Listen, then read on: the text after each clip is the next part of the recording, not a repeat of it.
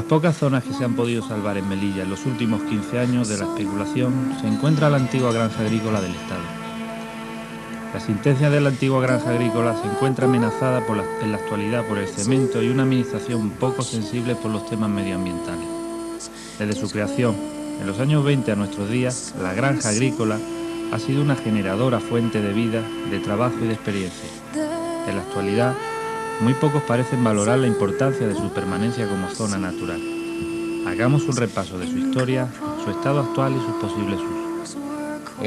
Su objeto fue, como en aquella época el protectorado de Marruecos aún existía, era desarrollar la agricultura en Marruecos. Era el centro de toda la región oriental, desde el Rif, desde Alucemas hacia acá. Luego tenía diversas sucursales en Marruecos, una en Midar, otra en el Boar, otra en Tensaman. Es decir, tenía una serie de centros que dependían de este. Esta era la cabecera de todos ellos. Había dos servicios, uno de investigación y desarrollo agrícola y otro de obras y mejoras rurales. Como esta era la cabecera, pues aquí había el parque de maquinarias, que es el edificio más alto que había allá arriba, que era la maquinaria para toda la región oriental de Marruecos. Y en aquella época teníamos las últimas máquinas que habían salido en Estados Unidos, los últimos insecticidas, todo se aplicaba aquí, mientras que todavía en la península no se trabajaba con ello. A partir de la independencia de Marruecos, el parque de maquinarias ya pasó a Marruecos, se transfirió a todo el personal de las granjas que había en el interior y quedó esta única que se adscribió al Instituto Nacional de Investigaciones Agronómicas. En aquel momento, pues, empezaron a desarrollarse aquí investigaciones sobre nuevos cultivos, sobre cultivos de herbáceas para regiones áridas, desarrollo del maíz, desarrollo de la cebada, desarrollo del tomate. Hacían aquí ensayos sobre diversas variedades que luego, con posible comercialización posterior, y al mismo tiempo había también una parte de ganadería con la que a los ganaderos locales pues se les proporcionaba animales para que ellos los explotaran. Poco a poco las aguas fueron decreciendo sus niveles freáticos y entonces el pozo de la granja se secó. Posteriormente, cuando iniciaron las prospecciones, se hizo aquí una prospección nueva y alumbró un gran caudal de agua y pudimos seguir regando con toda ella. Pero ya aproximadamente hace 20 años ya se quedó esto en secano total, con lo cual todas las experiencias que nosotros podíamos hacer respecto a productos de regadío pues quedaron ya cortadas en definitivo. El edificio de arriba, que fue un gran adelanto en su época, que era el parque de maquinaria y los talleres de reparación de todas ellas, se fueron poco a poco viniendo a la ruina. Y no tenía objeto tampoco el repararlas porque toda esa maquinaria ya no se usaba, ya no había aquí maquinaria porque todo había pasado a Marruecos. Luego hemos seguido manteniéndonos hasta en un estado más bien precario porque no se invertía nada en Melilla, teníamos que vivir de lo que nosotros mismos producíamos. En el año 95, tras la transferencia de las primeras competencias del Estado a la ciudad autónoma, se cede la granja agrícola dentro del paquete de agricultura junto con sus trabajadores y presupuesto. Desde esa fecha hasta ahora el abandono ha sido total, llegándose a deteriorar la granja de forma alarmante. Tras 4 años de gestión podemos ver el resultado en estas imágenes tomadas en el año 95 antes de la cesión.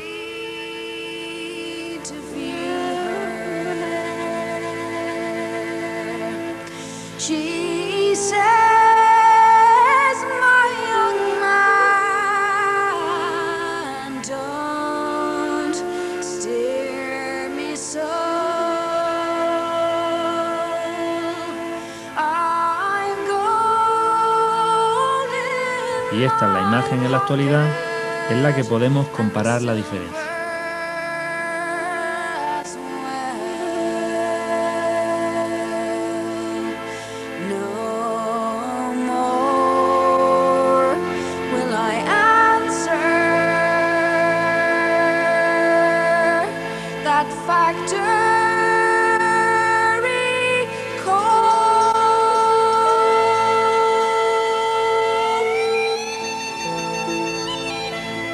Desde que se transfirió a la ciudad autónoma, aquí no se ha invertido nada. Últimamente se está haciendo al revés.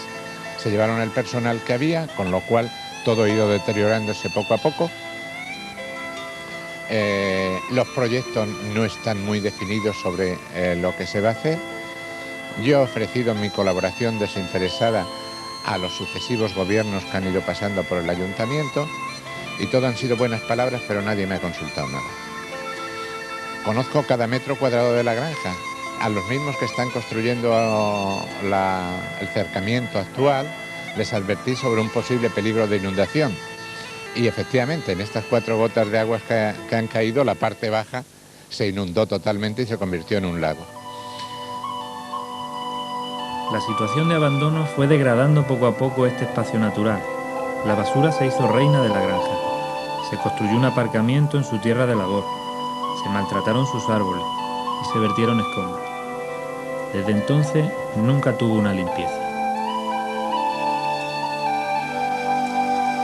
Ante esta situación y ante el anuncio del gobierno de la ciudad autónoma de urbanizar el suelo de la granja, asociaciones ecologistas, sindicatos y partidos políticos deciden crear la plataforma Salvemos la Granja, para la defensa de su integridad como espacio natural.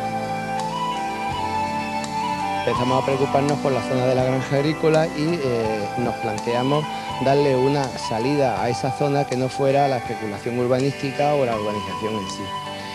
Y básicamente lo que se hizo fue demandar de la sociedad melillense, en aquellas asociaciones, partidos, sindicatos, en fin, hacer una convocatoria abierta a todas aquellas organizaciones que estaban dispuestas a defender la granja agrícola desde el punto de vista de espacio natural y a protegerla, para lo cual era fundamental que se reclasificara y dejara de ser una zona urbanizable para ser una zona verde, que por un lado tendría condiciones de ser como zona pública de disfrute del personal, de la gente que quisiera ir, y por otro lado que existieran las medidas correctoras con respecto a la presión humana que iba a recibir esa zona, para que se pudiera hacer compatible ambas cosas, el uso humano y la conservación de un medio natural, dado que en Melilla el crecimiento de la ciudad está acabando prácticamente con toda zona verde.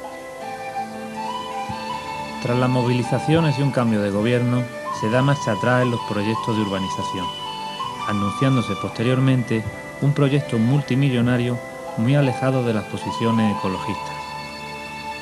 El primer paso del proyecto anunciado es la de levantar un muro cuyo valor supera los 300 millones de pesetas. La construcción del muro lleva aparejada a su vez un recorte del espacio total de la granja agrícola.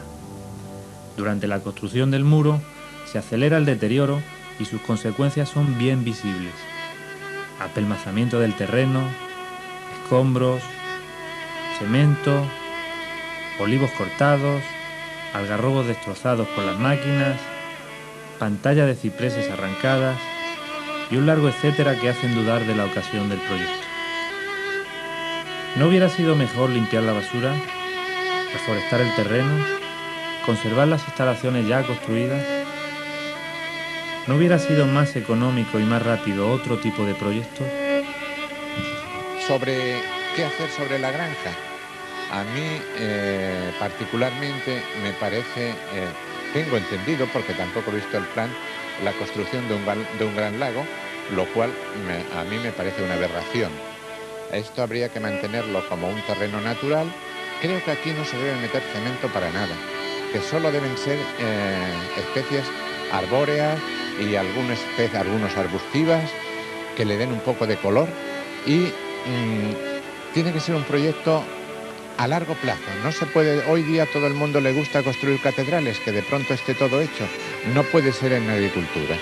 Se pueden traer algunas especies totalmente desarrolladas, pero lo normal para que agarren bien y para que tal es que sean de una edad temprana para que puedan ir desarrollándose.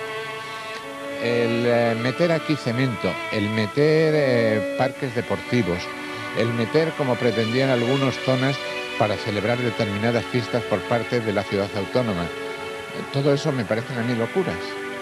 No está de acuerdo. Esta es la única zona de Melilla en que puede mantenerse una zona verde realmente con toda su limpieza y con toda su pureza, y que pueda servir para que las personas pasen, disfruten de la naturaleza. El plan de regadío con agua depurada, terminado hace unos años, nunca llegó a utilizarse, estando en proyecto su reconstrucción. Se está también poniendo en servicio la tubería que conduce el agua desde la depuradora hasta la granja, que es una tubería que nunca se llegó a aprobar tampoco, que ha sufrido multitud de obras por encima de ella y que es una labor muy difícil y sobre todo muy penosa, tratar de encontrar dónde están las llaves, dónde están los codos, dónde están. Entonces, pues, alguna discurre por debajo de la frontera, otra por la pista de carros, otra por la zona de la frontera que se está en estos momentos en la zona de Benienzar, que se está remodelando. Y bueno, por eso hemos dado un plazo posiblemente de lo máximo de un año para tener aquello totalmente en funcionamiento. La ciudad nunca lo usó. Ese plan de regadío, se montaron unas balsas y la ciudad en su momento, el ayuntamiento en su momento, como no estaba aprobado ese plan de regadío, pues no aceptó de la administración. Se han planteado muchas posibles opciones, entre ellas la de ubicar allí la feria o instalar un lago con agua depurada. También está la de aprovechar sus antiguas instalaciones para crear una granja escuela. Este patio de atrás de los edificios principales es un patio precioso, solo tiene que rehabilitarse un poco. E incluso el empedrado del suelo es un empedrado artístico, que eso lo podía reponer la escuela taller. Es que parece mentira, no se dan cuenta, el empedrado cuando llueve no queda embarrado porque filtra a través de las piedras. En la pequeña zona donde han hecho alguna obra le han puesto cemento. ¿Qué sucede? Que el agua se queda allí, no es tragada. Entonces hablaba de antes de construir una pequeña granjería, aprovechando lo que hay, con muy poca inversión, en la cual estuvieran los animales, hubiera unas vacas, hubiera unos cerdos, hubiera unas gallinas, que los chicos las pudieran ver y se les pudieran enseñar. Antes los colegios venían aquí a lo largo de todo el año, pues siempre venían de excursión y les enseñábamos los animales. Una pequeña parcela en la que pudieran plantar, en la que los chicos tuvieran su recuadrito donde ellos plantaban. En la antigua zona de los gallineros, ahí podían tenerse un mini, por decirlo de alguna forma, parque zoológico, donde estas especies protegidas que muchas veces decomisan la Guardia Civil y no saben dónde enviarse, porque normalmente se suelen enviar al Parque Zoológico de Jerez, pero resulta que está ya abarrotado y no lo necesita. Podríamos tener aquí recuperación de animales heridos que muchas veces llegan. Esto podría estar en una pequeña zona y podría ser visitado igualmente por los niños de las escuelas y por todo el que quisiera verlo. Pese a todo, la granja aún existe y nuestra responsabilidad es guardar para generaciones futuras un espacio de contacto con la naturaleza.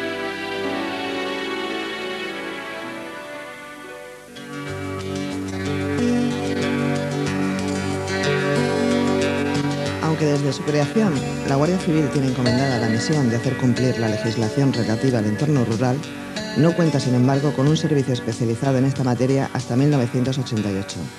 El Seprona ha sido pionero en Europa y modelo para numerosas policías.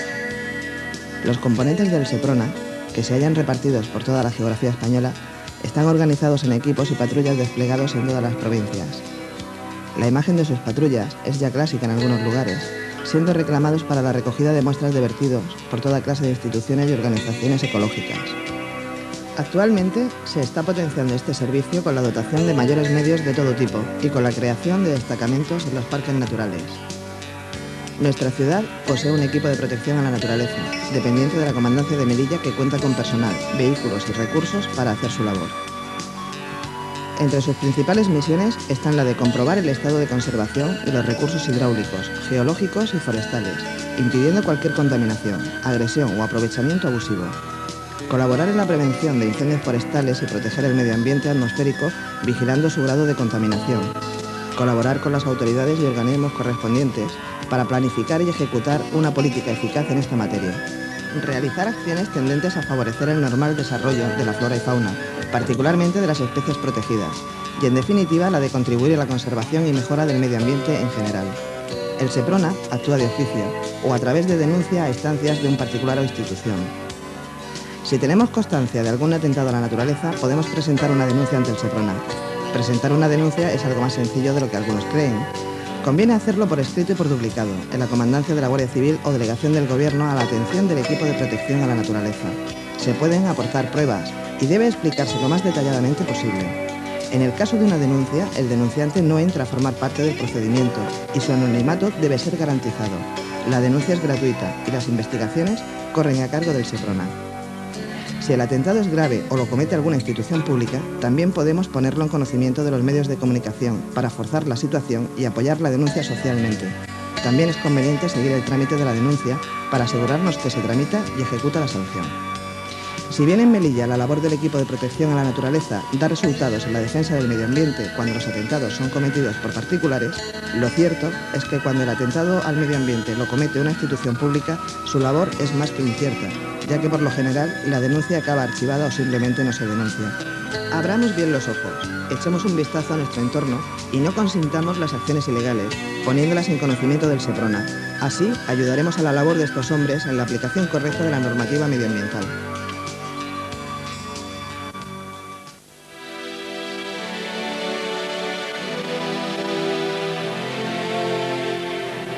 El araar es el árbol más característico de la zona norte de África. Especie en extinción en España.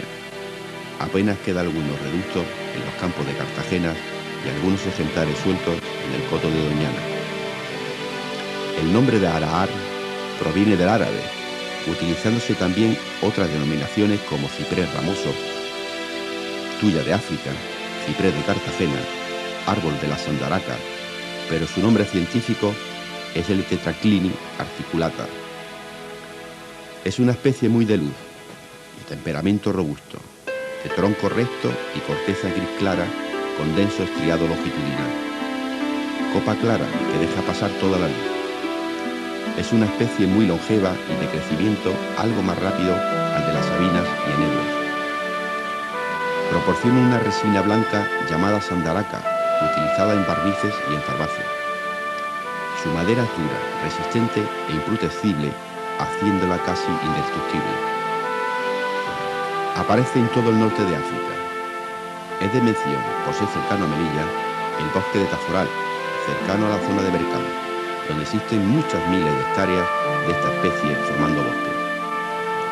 Cerca de Melilla abundan bien sueltos o formándose agrupaciones en la zona del Cabo Tres Forcas, Tigorfaten, Tardí y casi toda la región del Guelaya. En este territorio es muy apreciado por su madera y propiedades medicinales de sus hojas, que son utilizados para problemas broncopulmonares para el hombre y el ganado. En Melilla hemos localizado varios ejemplares detrás de la legión y existen algunos más plantados de forma artificial. Florece en otoño y las piñas maduran el verano del año siguiente. Dispersa la semilla en septiembre u octubre. Su piña se divide en 4 escamas, de ahí el nombre Tetraclini. Cada piña tiene varias semillas y estas tienen 2 alas para facilitar su dispersión por el viento. Para recoger las semillas buscaremos ejemplares altos y robustos. Dan su semilla en años alternos. Las piñas se abren en 1 o 2 días y sueltan la semilla en muy poco tiempo, así que habrá que estar atentos al día de su maduración. Las piñas se recogen a mano y deben de estar casi abiertas. Para sacar la semilla, simplemente abrimos la piña y sacamos su interior. Se conservan varios meses, pero lo mejor es plantarla al poco tiempo. A las semillas se le pueden quitar las alas, pero no es necesario. Para plantarlas se elige un envase, ya sea bolsa de vivero o botella de plástico. Conviene que sea largo y con agujeros en el fondo. Se le echa piedra en el fondo y se llena de tierra hasta arriba. En cada envase pueden ir varias semillas. Se plantan apenas a unos milímetros de la superficie. Su germinación lo hace en 15 días. Es delicado al principio y le atacan insectos y caracoles. Es mejor plantarlo en otoño, así afrontarán el verano siguiente con mayor tamaño. No necesitan demasiados riegos y es una planta que necesita sol. A los 2 años estará lista para plantarla en el campo. Si existe un árbol que sea simbólico de nuestra naturaleza, ese es el araar. Crece en cualquier suelo, aguanta el sol, el viento y no se siente en agua. Es el árbol apropiado para regenerar nuestro bosque y nuestro suelo.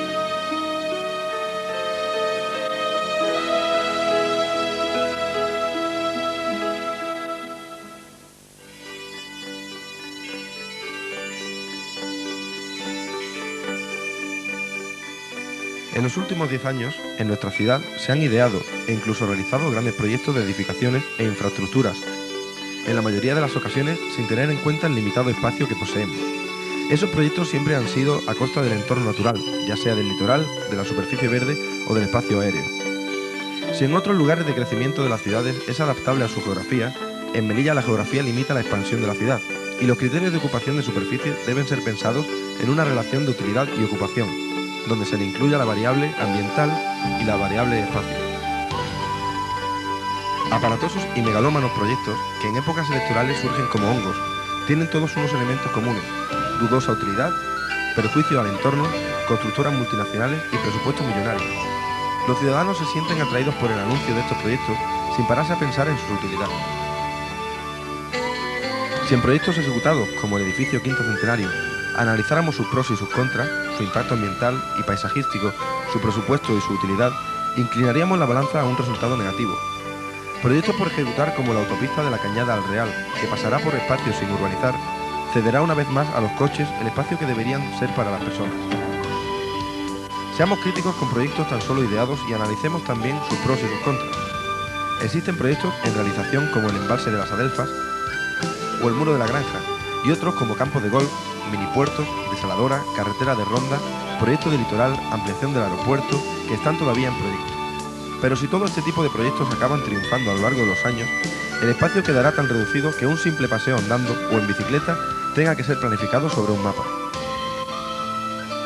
Nuestro futuro no debe ser una ciudad apretujada ni abigarrada de infraestructuras inútiles, edificios enormes y elementos urbanísticos innecesarios. Sigamos el ejemplo de nuestros antepasados, que cansados de vivir apretados en las murallas de Melilla la Vieja a principios del siglo XX, salieron de ella y diseñaron una ciudad abierta y diáfana, con amplias plazas y bulevares, creando zonas verdes antes que edificios.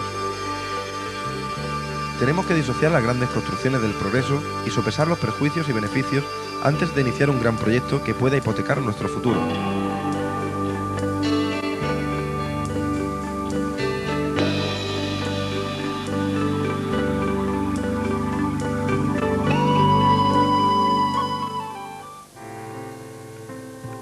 Estamos modificando la composición de la atmósfera, lo que da origen a 3 gravísimos problemas: el efecto invernadero, la destrucción de la capa de ozono y la lluvia ácida.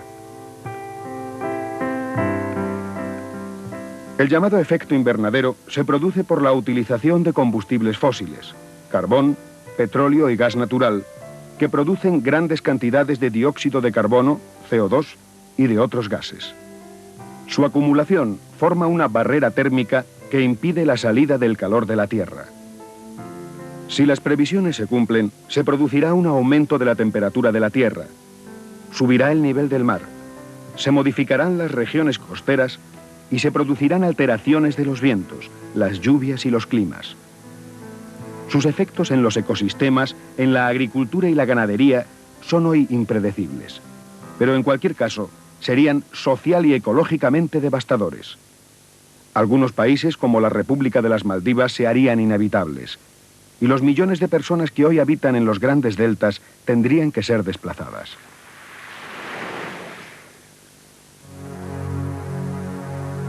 A 50 kilómetros de altura de la Tierra, la capa de ozono, una variante del oxígeno, actúa como filtro de los rayos ultravioleta, evitando que los seres vivos sean abrasados en la superficie.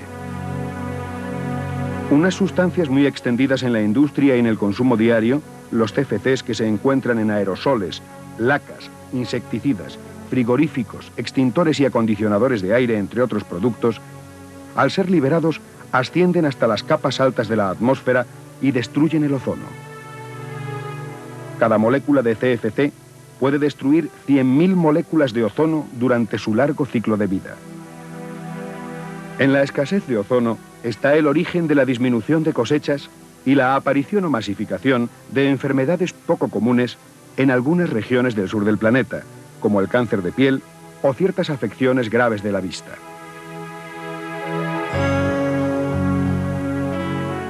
Los motores de los automóviles, las calefacciones y sobre todo las centrales térmicas emiten SO2, dióxido de sulfuro y diversos óxidos del nitrógeno. Estas sustancias reaccionan con el agua de las nubes y cuando llueve caen sobre los bosques y las cosechas, produciendo daños irreparables. Es la lluvia ácida, que arrasa hoy la vegetación de numerosos países industrializados.